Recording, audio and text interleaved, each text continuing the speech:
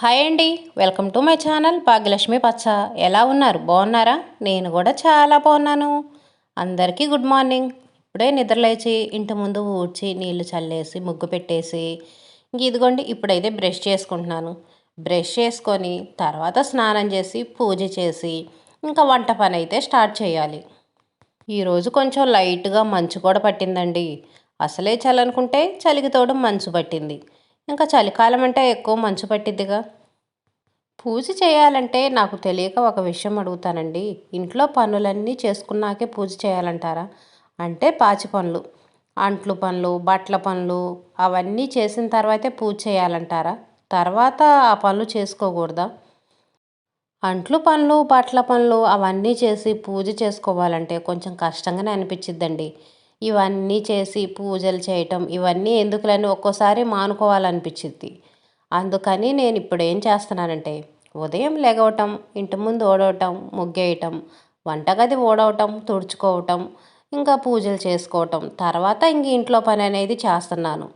ఈ పనులన్నీ చేసి అంటే అంట్లు పనులు, బట్టల పనులు అవన్నీ చేసి పూజ చేసుకోవాలంటే మాత్రం నాకు కష్టంగా అనిపిస్తుందండి. అందుకని నేనైతే చెయ్యట్లేదు.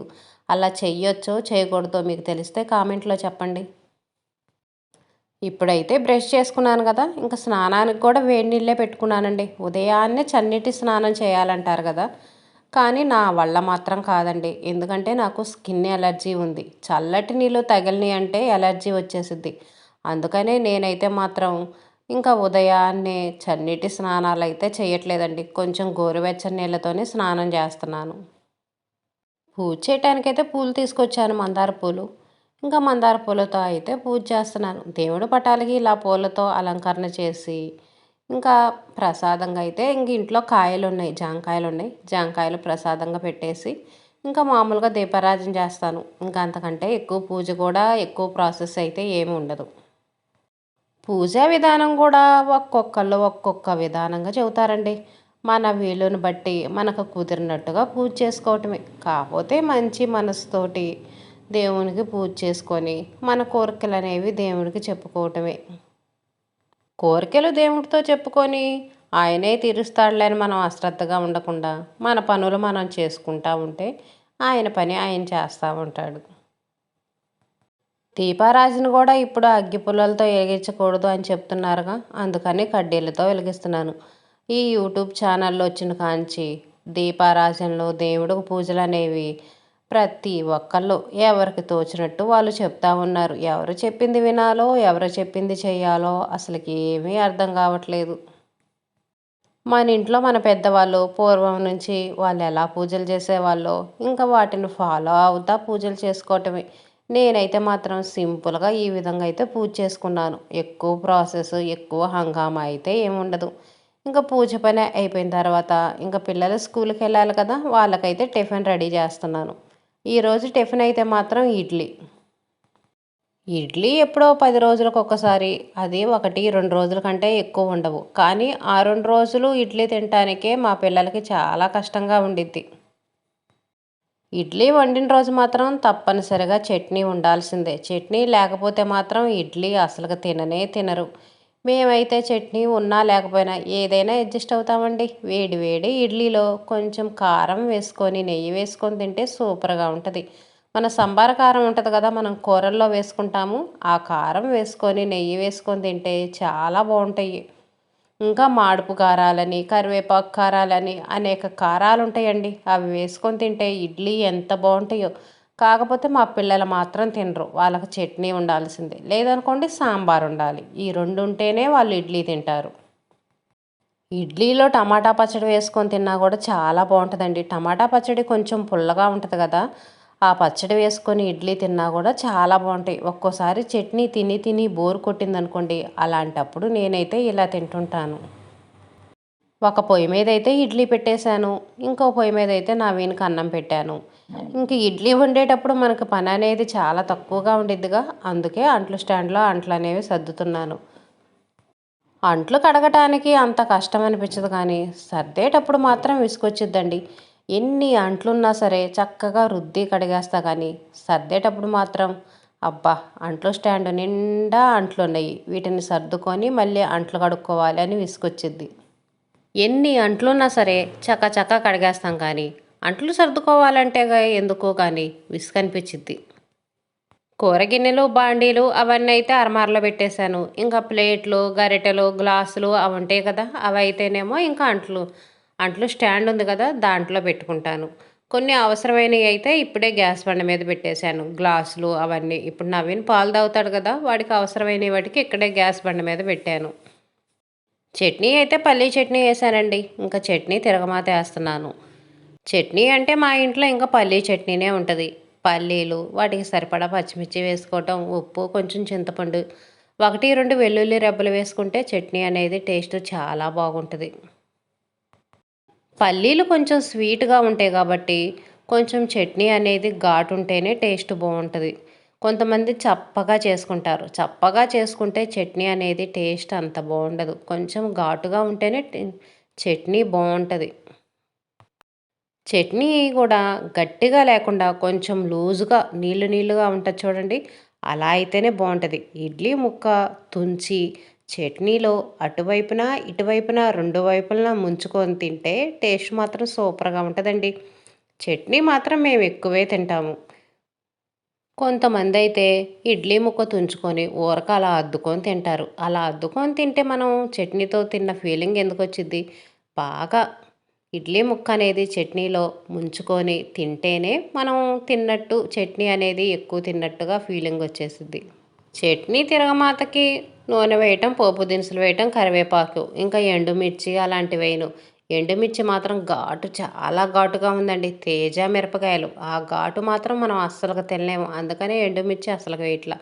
ఎండుమిర్చి వేసిన మా ఇంట్లో వాళ్ళు ఎవరు తినరు. అవి తినాల్సింది నేనే. ఆ తేజ మిరపకాయలు తిన్నామనుకోండి కడుపులో మంట వచ్చిద్ది. అందుకనే ఆ మిరగాయలు అయితే మాత్రం ఎక్కువ వాడట్లా. ఇంకెప్పుడో ఎండుమిర్చితో పచ్చళ్ళు చేస్తాం కదా! అప్పుడైతే వాడుకుంటాము.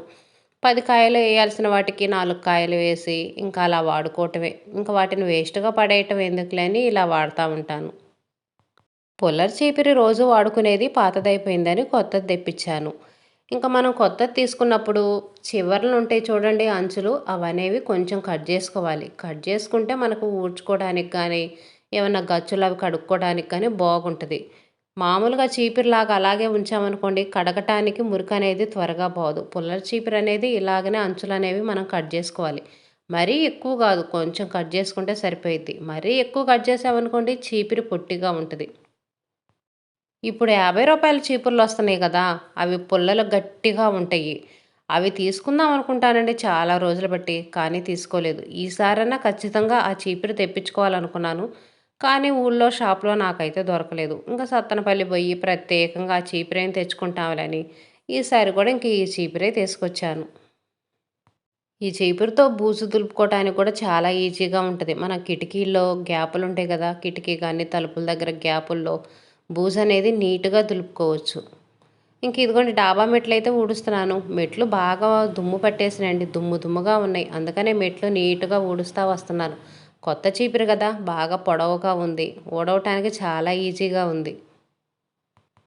మనం చీపుర్లు కొత్తగా తీసుకున్నప్పుడు పని చూడండి మనకు చాలా తేలిగ్గా అనిపించిద్ది. కుంచి చీపుర్లు కానీ, ఈ చీపుర్లు కానీ కొత్తవి తీసుకున్నప్పుడు పని అనేది ఈజీగా నిమిషాల్లో అయిపోయినట్టు ఉంటుంది. బండ్ల తుడిచే కర్ర కూడా చూడండి మనం కొత్తది తీసుకున్నప్పుడు బండలు చూడండి ఒక్క నిమిషంలో తుడిచినట్టుగా ఉంటుంది. తర్వాత వాటిని వాడే కొద్దీ మన పని అనేది లేట్ అయ్యిద్ది. చీపుర్లు కానీ ఏవైనా సరే మరీ అరిగిపోయేదాకా వాడకుండా కొంచెం మీడియంగా ఇంకా వీటితో మనకు పని అనేది సరిగ్గా అవ్వట్లేదు అనుకున్నప్పుడు తీసేసుకోవటం బెస్ట్ అండి. ఎంత ఖర్చు అవుద్ది? అరిగిపోయిన వాటిని వాడుకుంటా పని అనేది లేటుగా చేసుకుంటా మనకి విసుగ్గా అనిపిస్తూ ఉంటుంది. అలా కాకుండా సగం అరిగిపోయినాయి అన్నప్పుడు తీసేసి కొత్తవి తెచ్చుకోవటం బెస్ట్. ఎన్ని డబ్బులు రావట్లేదు, ఎన్ని వేస్ట్ కావట్లేదు. మెట్లన్నీ నీట్‌గా ఊడ్చిన తర్వాత ఇంక ఇదిగోండి తుడుస్తున్నాను. గేట్లు గూడా పైపైన దుమ్మనేది దులిపాను. వర్షం పడేటప్పుడేమో ఈ మెట్లు, గేట్లు అన్నీ చాలా నీట్‌గా ఉంటాయి దుమ్ము లేకుండా. ఒక 10 రోజులు వర్షం లేదనుకోండి వీటన్నిటి నిండా దుమ్ము, ధూళి ఉంటది. మెట్లు వాటర్ పోసి కడుగుదాం అనుకున్నాను. కడిగాననుకోండి ఇంటి ముందేసిన ముగ్గు పోయిద్ది. ఇంకా ముగ్గంతా వేస్ట్‌గా పోవటం ఎందుకులని నార్మల్‌గా తుడుస్తా వస్తున్నాను. నైట్ కానీ, ఉదయం పూట కానీ మనం గచ్చు కడిగేటప్పుడు కడిగితే మాత్రం శుభ్రంగా పోయిద్ది. అదిగాక మెట్ల కింద గోతాలని అవని ఇవన్నీ చాలా ఉన్నాయిలెండి. వాటి మీద నీళ్లు పడ్డాయనుకోండి అవన్నీ పాడైపోతాయి. అందుకని ఇంకా తుడుస్తా వస్తున్నాను. అప్పుడప్పుడు వారం 10 రోజులకోసారి ఇలా మెట్లనేవి తుడుస్తా ఉన్నామనుకోండి, మెట్లు త్వరగా పాచి పట్టవు, కలర్ అనేవి పోకుండా ఉంటాయి. మనం తుడవకుండా ఇలాగే వదిలేసామనుకోండి మెట్లు త్వరగా పాచి పడతాయి. ఏంటోలండి మన ఆడవాళ్ళ జీవితం అంతా ఇలా పనులు చేసుకోవటంతోనే సరిపోతుంది. ఊడ్చుకోవటాలు, కడగటాలు, వండటాలు ఇంక ఇదేనండి మన జీవితం. ఒక్కోసారి అయితే విసుగొచ్చిద్ది. కానీ తప్పదు కదా! మనం ఈ పనులు చేస్తేనే ఇంట్లో వాళ్ళందరూ ఎవరి పనులకు వాళ్ళు పర్ఫెక్ట్‌గా వెళ్ళాలంటే, మనం ఈ పనులనేవి పర్ఫెక్ట్‌గా చేస్తేనే. మనం ఒక్కరోజు వంట చేయలేదనుకోండి, ఇంట్లో పనులన్నీ ఆగిపోతాయి. ఇంట్లో పనులే కాదు, ఇంట్లో వాళ్ళు బయటకెళ్ళాల్సిన పనులు కూడా అన్నీ ఆగిపోతాయి. ప్రపంచమే తలకిందులైపోయిద్దా అన్నట్టుగా ఉంటది. మనం వంట చేసి వాళ్ళకు వండి పెడితేనే కదా ఎవరి పనులకు వాళ్ళు వెళ్ళిపోయేది. బయట నుంచి ఏమైనా తెప్పించుకొని తినాలంటే ఎన్ని డబ్బులు వేస్ట్ అవుతాయి. మేము అమరావతి వెళ్ళినప్పుడు ఆ రోజు బయట నుంచి టిఫిన్ తెప్పించుకుంటే 100 అయినాయండి. ముగ్గురికి 100 అయినాయి. కానీ కడుపు నిండా తిన్నట్టు ఉంటుందా? తిన్నట్టు ఉండదు. డబ్బులు వేస్టే కానీ మనకి కడుపు నిండదు. అవునండి. టిఫిన్‌కే రూ. 100 ఖర్చు పెట్టాము. అప్పుడు లంచ్‌కి ఎన్ని డబ్బులవుతాయి? సాయంత్రం పూట డిన్నర్‌కి ఎన్ని డబ్బులవుతాయి? ఇవన్నీ వండి పెట్టినోళ్ళకి ఎన్ని డబ్బులెయ్యాల్సొచ్చిద్ది? ఆ లెక్కన మనం ఎన్ని డబ్బులు సంపాదిస్తున్నాము? ఎంత ఆదా చేస్తున్నాము? అసలు ఇంట్లో వాళ్ళందరికంటే మనమే ఎక్కువ డబ్బులు సంపాదిస్తున్నాం. మనమే ఎక్కువ పొదుపు చేస్తున్నామండి. కానీ అది ఎవ్వరు గుర్తించట్లేదు. ఇది గుర్తించేటప్పటికి ప్రపంచమే తలకిందులైద్దేమో! ఇదంతా మన భ్రమలేండి. మన పనుల్ని ఎవరు గుర్తిస్తారు? ఎవ్వరు గుర్తించరు. మన పనులు మనం చేసుకుంటా వెళ్ళిపోవటమే. ఎవరు గుర్తించినా, గుర్తించకపోయినా మన పనులనేవి మనకు తప్పవు గదా! ఇంక ఇదిగోండి బెడ్‌షీట్ మీద పైపైన దుమ్మయితే దులిపేసి, బెడ్‌షీట్ అయితే ముడతలు లేకుండా నీట్‌గా వేస్తున్నాను. బెడ్‌షీటు తీసి వేయటం అయితే రోజు చేయనండి. ఇంక ఈ విధంగా పైపైన దుమ్ము దులిపి, ఆ లూజులన్నీ సర్దేసి నీట్‌గా వేస్తాను. ఇంట్లో ఉన్న కర్టన్స్ అవి కూడా నీట్‌గా సర్దేస్తాను. పిల్లలు ఆడుకుంటాను. లేదనుకోండి ఉదయం పూట ఎండొచ్చిద్దని మనం కిటికీలు, కర్టన్స్ అవి ఓపెన్ చేస్తాం గదా! ఇంకా వాటిని కూడా నీట్‌గా వేసి సరిచేస్తాను. ఇలా వేసామనుకోండి ఇల్లనేది చూడటానికి నీట్‌గా ఉండిద్ది. మనం ఎంత నీట్‌గా చేసినా కర్టన్స్ అనేవి చిందరవందరగా ఉన్నాయనుకోండి చూడటానికి అంత బాగుండవు. అందుకని ఇల్లు ఊడవబోయే ముందు ఈ పనులన్నీ పర్ఫెక్ట్‌గా చేసుకుంటాను. ఇప్పుడు చూడండి కర్టన్ ఎంత నీట్‌గా ఉంది. బెడ్‌షీట్ కూడా నీట్‌గా ఉంది కదా! వీడియో నచ్చితే ఒక చిన్న లైక్ ఇవ్వండి.